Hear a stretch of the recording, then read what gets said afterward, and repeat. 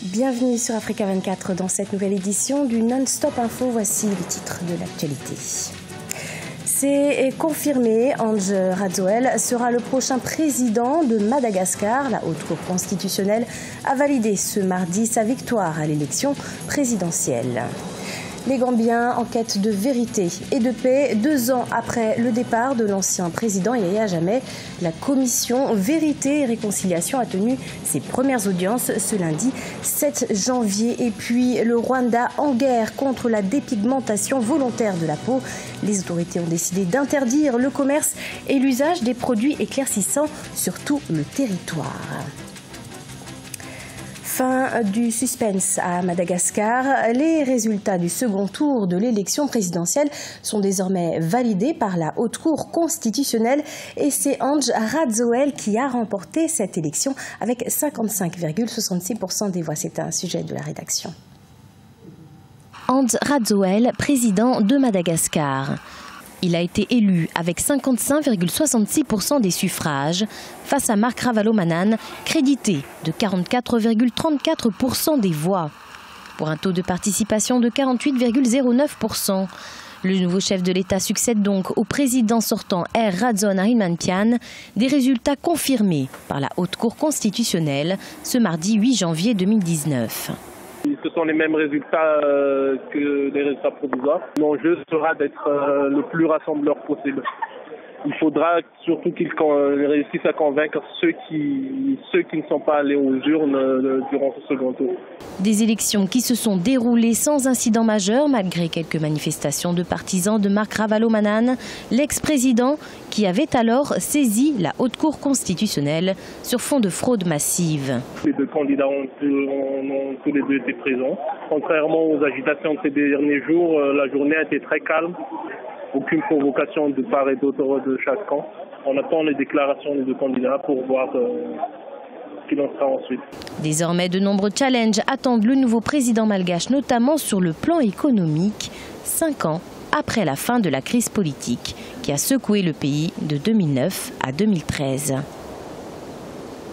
Au Sénégal, le Conseil constitutionnel a validé ce mardi 8 janvier la candidature d'Idrissa Seck à la présidentielle du 24 février 2019. Un véritable soulagement pour les militants du parti Réumi, celui qui avait été recalé pour combler un gap de 19 parrains dans la région de Ziguinchor rejoint ainsi les 5 candidats validés par le Conseil constitutionnel la semaine passée.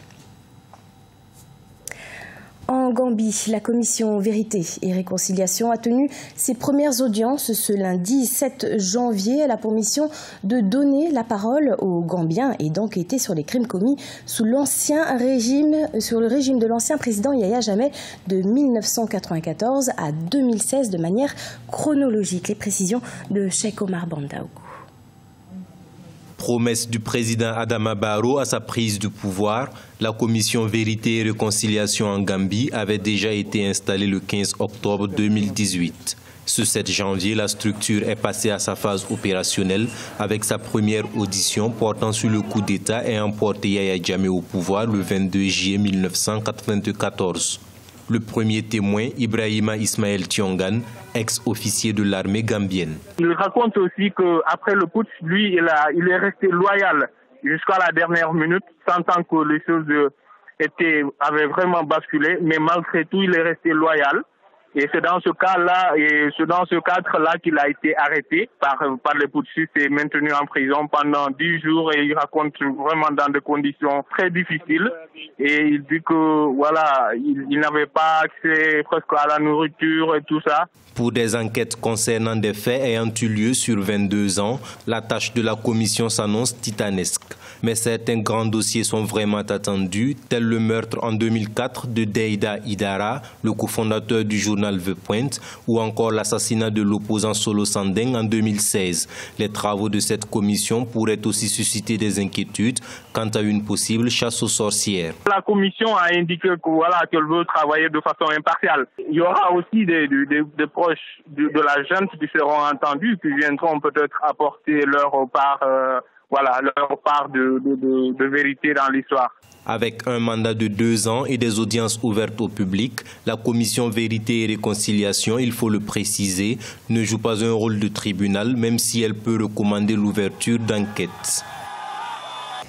Après des mois d'incertitude et de tractation, la Confédération africaine de football a décidé d'attribuer l'organisation de la Coupe d'Afrique des Nations 2019 à l'Égypte. Le pays largement équipé possède de nombreux stades de plus de 20 000 places. Le tournoi devrait se dérouler dans 5 villes géographiquement proches les unes des autres, le Caire, Alexandrie, Port Saïd, Suez et Ismaïlia.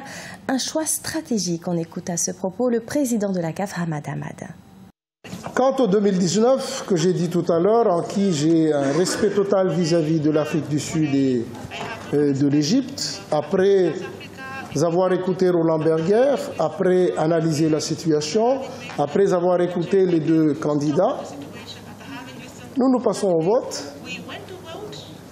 Et aujourd'hui, je suis heureux de vous annoncer que c'est l'Égypte qui va accueillir la CAN 2019. Toutes les opérations sur ces préparations vont commencer à partir de maintenant.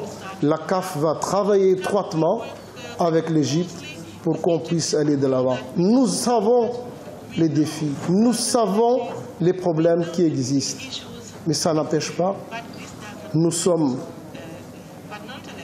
avons toutes les compétences nécessaires, nous pouvons demander le soutien de nos partenaires, dont en partie la FIFA ou des autres pays, pour nous aider à réaliser cette CAN 2019 à 24 qui va se dérouler pour la première fois en terre égyptienne.